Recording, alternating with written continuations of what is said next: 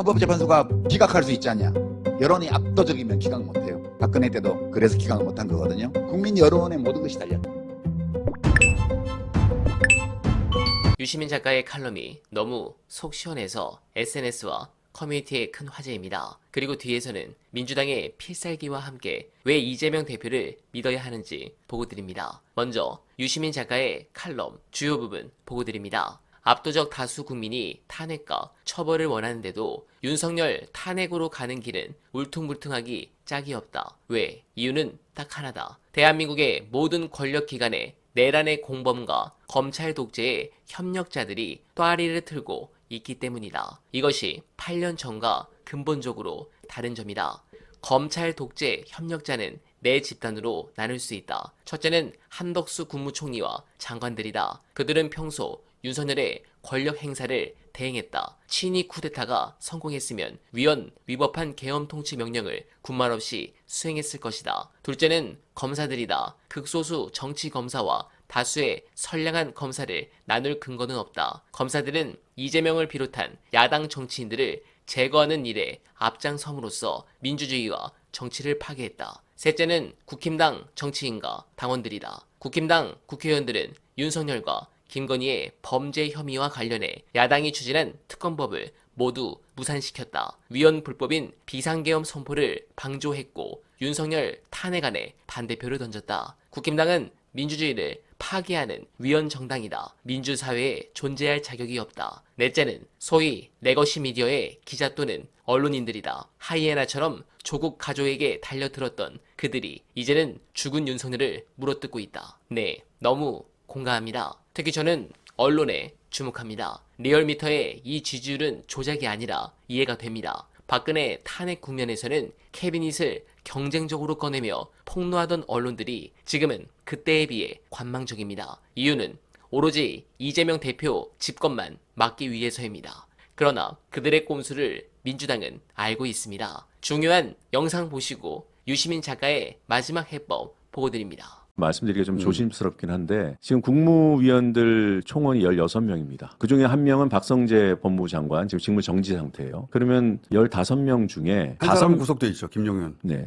김용현은 근데 사퇴하고 들어갔죠. 아, 그렇구나. 5명을 탄핵을 시켜버리면 국무회의가 의결을 못합니다. 그렇죠. 국무회의는 3분의 2로 의결하도록 돼 있거든요. 그러면 아예 안 돼요. 안 국무회의가 안 돌아가면 지금 올라가 있는 법안들은 자동 발효가 됩니다. 아, 그렇구나. 최후의 방법이 그게 있었군요. 거기까지도 고민하고 따져봐야 되는 아주 위중한 시점이다. 아하.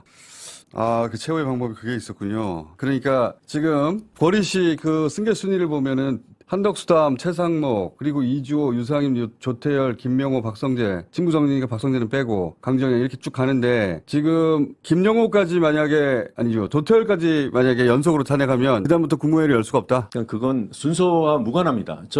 그 대행의 네. 권한 대행 순서는 제가 볼 땐 별로 의미가 없어요.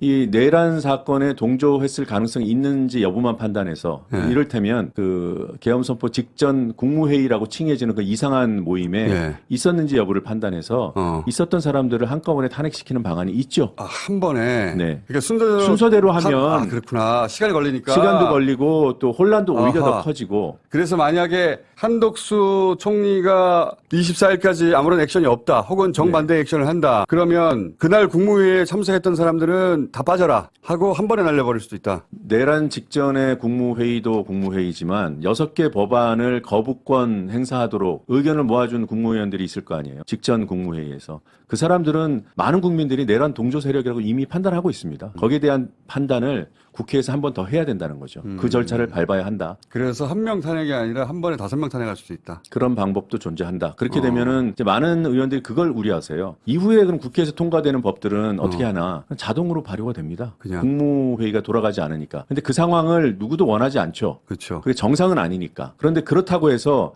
지금 이 내란 사태를 수습하는데 가장 중요한 맥점이라고 할 수 있는 특검법 발효를 그러니까요. 그리고 헌재 재판관을 임명을 안 한다? 네. 이거는 말도 안 되는 거잖아요. 지금 9명이 되면 헌재 재판관이 4명이 반대해야 되거든요. 그 탄핵을 기각하려면. 네. 6명만 넘으면 되니까. 네. 그런데 6명밖에 없으면 한 사람이라도 아프기라도 하면 안 되는 거잖아요. 그건 오해에서 비롯된 아, 그래요? 우려들입니다. 6명인 상태에서는 가결 못해요. 아, 예. 결정 자체를 못합니다. 법에는 원래 7명으로 돼 있어요. 근데 왜 6명도 가능하다라는 오해가 생겼냐면 이진숙 탄핵건과 관련해서 이진숙 쪽에서 가처분을 걸었습니다. 그래서 헌법재판소에서 6명으로 심리는 할 수 있다. 임시 조치로서. 심리만 할 수 있다. 그러니까 심리만 할 수 있다는 거는 결정을 못 한다는 얘기예요. 그러면은 6명으로는 심판이 안 된다는 얘기네요. 예. 그냥 계속 직무정지 상태인 겁니다. 그러네. 매일매일 불안하거든요. 사람들이 박근혜 탄핵 때하고는 달라요. 그때는 부끄러웠고 수치스러웠는데 지금 공포스럽고 이 사태가 빨리 끝나길 바라는 불안감이거든요. 남태령에서 농민과 경찰이 대치할 때 많은 분들이 이걸 빌미로 뭐 경비계엄이라도 발동하는 거 아닌가 이런 우려 안 하셨을까요? 뭐만 보기만 하면 불안해요. 네, 저는 불안했어요.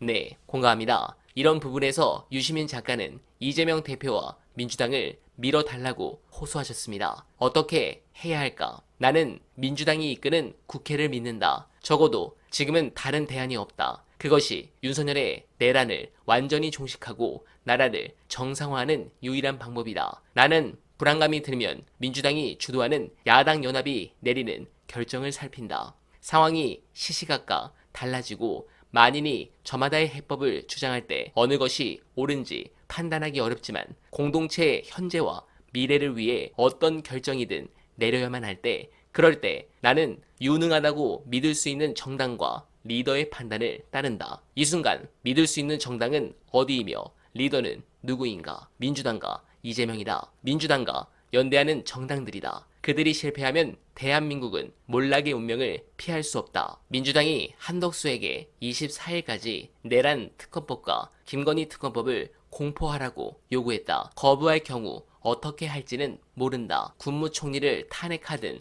다른 조처를 하든 나는 민주당이 하는 결정을 전적으로 지지하려고 한다. 획득한 모든 정보를 토대로 선택할 수 있는 대안을 모두 검토한 끝에 내린 최선의 결론이라고 받아들이겠다는 뜻이다. 멀리서 공개된 정보만으로 판단하는 비평가보다는 이재명과 민주당 지도부가 더 나은 결정을 하지 않겠는가. 이것이 내가 찾은 윤석열의 내란을 끝내는 현명한 방법이다. 네, 매우 공감합니다. 얼마나 이 순간을 기다렸습니까? 매일 시사를 다루는 저는 사실 이날만 기다렸습니다. 이재명 대표께서 억울하게 검찰에 끌려가시고 서울구치소에서 영장심사를 기다리실 때, 그리고 총선 결과를 기다릴 때 사실 우리는 이날을 기다리며 버티고 또 버텼습니다. 대한민국의 미래가 걸린 이 상황에서 민주당이 나이브하게 행동할 가능성은 0%입니다. 이재명 대표와 민주당을 더 응원해 주시길 간절하게 부탁드리며 어날바는 오늘도 최선을 다하겠습니다. 여러분 고맙습니다.